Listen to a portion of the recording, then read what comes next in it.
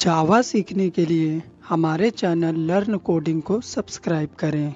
आज के इस वीडियो में हम आपको पॉलीमॉर्फिज्म का टाइप नंबर 1 बताएंगे। कंपाइल टाइम पॉलीमॉर्फिज्म ये क्या होता है, इसका सिंटैक्स, एग्जाम्पल सब चीज़ डिस्कस करेंगे। बस वीडियो को ध्यान से देखना। A polymorphism which is exist at the time of compilation is called compile time और अर्ली बाइंडिंग और स्टैटिक पॉलीमॉर्फिज्म। ऐसा पॉलीमॉर्फिज्म जो कंपाइल टाइम में ही एग्जिस्ट हो जाता है, यानी जिसका सारा काम कंपाइलेशन के टाइम में ही डन हो जाता है, उसे हम कंपाइल टाइम पॉलीमॉर्फिज्म कहते हैं। कंपाइल टाइम पॉलीमॉर्फिज्म में कंपाइलर का बहुत बड़ा रोल होता है, क्योंकि इसमें कंपाइलर को पहले ही पता होता है कौन सा मेथड कब और कैसे कॉल होगा। कंपाइलर पहले ही पता लगा लेता है। तो जब मैं आपको एग्जाम्पल प्रोग्राम बना के दिखाऊंगा तो वहाँ पे मैं भी आपको ये बता दूंगा कि कौन सा मेथड कब और कैसे कॉल होगा, ठीक है, क्योंकि इसमें हमें कंपाइल टाइम में ही पता रहता है, इसीलिए तो इसका नेम है कंपाइल टाइम पॉलीमॉर्फिज्म। एग्जाम्पल, हम कंपाइल टाइम पॉलीमॉर्फिज्म को मेथड ओवरलोडिंग के थ्रू अचीव करेंगे। तो मेथड ओवरलोडिंग क्या होता है वो भी जान लो। Whenever a class contain more than one method with same name and different types of parameters called method overloading। मान लो अपने पास एक क्लास है और ये क्लास क्या कर रहा है, सेम नेम का एक से ज़्यादा मेथड है इसके पास, लेकिन उन मेथड्स का पैरामीटर लिस्ट अलग अलग है, तो उसी को हम क्या कहते हैं, मेथड ओवरलोडिंग कहते हैं। तो ओवरलोडिंग का सिंटैक्स देख लो, ये रिटर्न टाइप होगा मेथड का, उसके बाद यहाँ पे मेथड नेम और पैरामीटर 1, मतलब अभी यहाँ पे हमने एक ही पैरामीटर दिया है। सेकंड में देखो रिटर्न टाइप है मेथड नेम, जो नेम यहाँ पे था सेम वही नेम यहाँ पे भी रहेगा, और यहाँ पे मान लो हमने 2 पैरामीटर कर दिया, तो इसी को बोलते हैं हम method overloading. Compile time polymorphism को इसी मेथड ओवरलोडिंग के थ्रू हम आपको प्रोग्राम में रियल टाइम में इंप्लीमेंट करके दिखाएंगे। तो चलिए बाकी की चीज़ें हम प्रोग्राम सेशन में डिस्कस करते हैं। सबसे पहले मेथड ओवरलोडिंग का सिंटैक्स मैंने आपको बता चुका है। तो हम प्रोग्राम डिज़ाइन करेंगे तो हम एक क्लास बना लेते हैं, सिंपल सा अपना ए क्लास। अगर इस ए क्लास के अंदर मैं एक मेथड बनाता हूँ, जैसे मैंने वॉइड ऐड नाम का ये मेथड बनाया, इस मेथड के अंदर मान लो मुझे ऐड परफॉर्म कराना है। ए में मैंने 10 रखा, बी में 20 रखा मैंने। सी वेरिएबल का यूज़ हम रिजल्ट स्टोर करने के लिए करेंगे। सी इक्वल ए प्लस बी हो गया अपना, यहाँ पे सॉरी ए प्लस बी, ठीक है। अब क्या करेंगे, डिस्प्ले करेंगे system dot out dot print L N.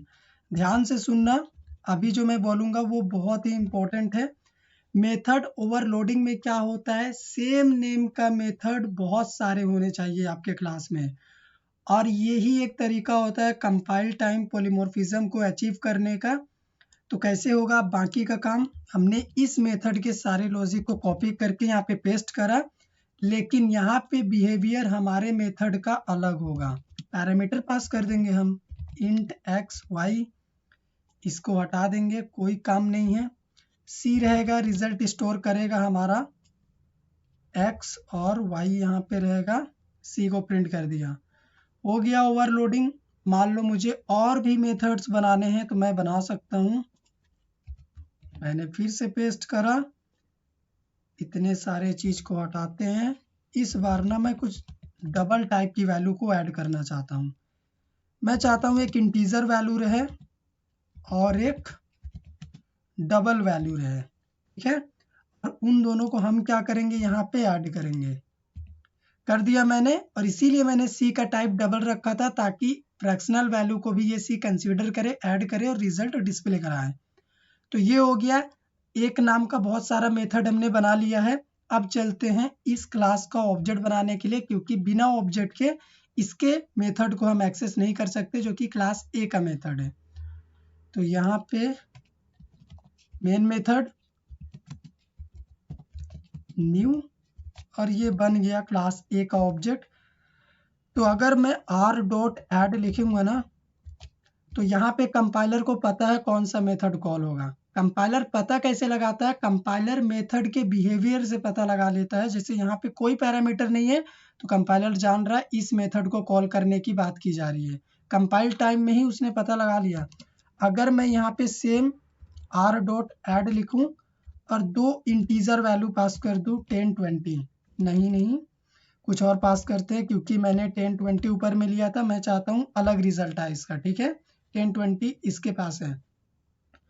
अभी कंपाइलर को पता है कि कौन सा मेथड कॉल करने की बात की जा रही है सेकेंड टाइम में, क्योंकि हमने 2 इंटीजर वैल्यू पास किया है, तो ये इसके पास डायरेक्ट आएगा। पैरामीटर से वो पता लगा ले रहा कंपाइल टाइम में ही। ठीक है, अगर मैं यहाँ पे फिर से लिखूँ r.add और एक इंटीजर वैल्यू जैसे मैं कुछ भी ले लेता हूँ 50 और एक फ्रैक्शनल वैल्यू 45.32 मैंने ले लिया, तो ये मैंने तीनों मेथड को कॉल कर दिया है। रिजल्ट दिखाते हैं आपको, उसके बाद आगे की बातें डिस्कस करेंगे। कंपाइल हो गया, रन हो गया, तो ये देखो सबसे पहले 30 रिजल्ट आया क्योंकि 10 और 20 ऐड होगा 30 प्रिंट होगा।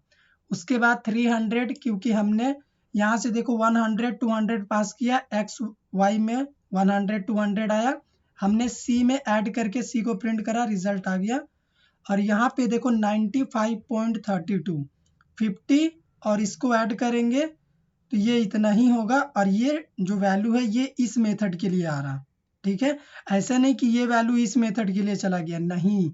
तो यहाँ पे कंपाइल टाइम पॉलीमॉर्फिज्म में क्या होता है ना गाइस, कंपाइलर ना पहले ही पता लगा लेता है मेथड के पैरामीटर से कि कौन सा मेथड कॉल होगा, उसे पता चल जाता है। अगर मान लो मैं इस मेथड को यहाँ से हटा के सबसे लास्ट में कॉल करूंगा ना, अभी कंपाइलर को पता है कि इस मेथड को सबसे लास्ट में कॉल करना है। ये पैरामीटर देखेगा, इसको करेगा कॉल, इस पैरामीटर के अकॉर्डिंग इसको कॉल करेगा और लास्ट में इसको कॉल करेगा। देखिएगा, आप देखो सबसे लास्ट में रिजल्ट आया, जो उस टाइम पे सबसे पहले आया था, मतलब सबसे लास्ट में ये कॉल हुआ। तो मेथड ओवरलोडिंग को आप इनहेरिटेंस के थ्रू भी कर सकते हैं, विदाउट इनहेरिटेंस भी कर सकते हैं, जैसा मैंने विदाउट इनहेरिटेंस करा है। अभी यहाँ पे मोस्ट इम्पोर्टेंट बात क्या है कि आप इस प्रोग्राम को पॉलीमॉर्फिज्म के डेफिनेशन के साथ कैसे रिलेट करोगे। मैंने पॉलीमॉर्फिज्म वाले वीडियो में डेफिनेशन में आपको बताया था पॉलीमॉर्फिज्म क्या होता है, same object having different behaviour. तो यहाँ पे भी देखो एक ही मेथड है जिसका नेम है ऐड ऐड ऐड। मेथड एक ही है लेकिन तीनों मेथड का काम करने का जो बिहेवियर है वो अलग अलग है। काम कर रहा है एडिशन का ही तीनों, लेकिन अलग अलग तरीके से कर रहा है क्योंकि तीनों इंडिपेंडेंट है। ये क्या कर रहा, अपने अंदर ही वैल्यू वेरिएबल में इनिशियलाइज करके ऐड कर रहा, ये पैरामीटर के थ्रू वैल्यू रिसीव करके ऐड कर रहा, ये एक इंटीजर और एक डबल वैल्यू को ऐड कर रहा। तो नेम एक है, फॉर्म अलग अलग है, यही होता है पॉलीमॉर्फिज्म। तो चलो आगे की चीजें डिस्कस करते हैं। अभी एक और तरीका होता है ना कि आप रिटर्न टाइप कुछ और भी रख सकते हो। रिटर्न टाइप के लिए कोई रिस्ट्रिक्शन नहीं है। जैसे ये मेरा मेथड का रिटर्न टाइप मैंने इंट कर दिया, तो यहाँ पे क्या होगा, हम यहाँ पे एक वैल्यू रिटर्न करेंगे क्योंकि हमारे मेथड का रिटर्न टाइप है इंट, तो हम इंटीजर टाइप का वैल्यू रिटर्न कर दे रहे, जो भी हमारा फाइनल रिजल्ट है एडिशन का हम उसी को रिटर्न कर दे रहे। तो यहाँ से जो भी वैल्यू रिटर्न हो रहा हमें उसे कैच करना होगा। तो यहाँ पे हम क्या करेंगे, मेथड को हमने कॉल करा, पहले हम क्या किए थे, वैल्यू को ऐड कर रहे थे, यहीं पे प्रिंट कर दिए थे, लेकिन अभी हम वैल्यू को देखो यहाँ से थ्रो कर रहे हैं, रिटर्न कर रहे हैं। ठीक है, तो उस वैल्यू को हमें रिसीव करना होगा। तो ये वैल्यू रिटर्न, ये जो ऐड मेथड है ये वैल्यू वहीं पे रिटर्न करेगा जहां से इसे कॉल किया गया था, वैल्यू फिर से यहीं रिटर्न होके आ रहा।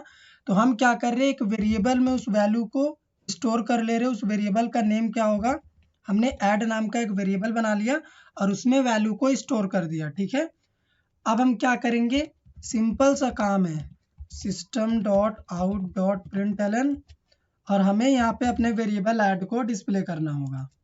हमारा रिजल्ट डिस्प्ले कर जाएगा, इसमें कोई भी प्रॉब्लम नहीं आएगा।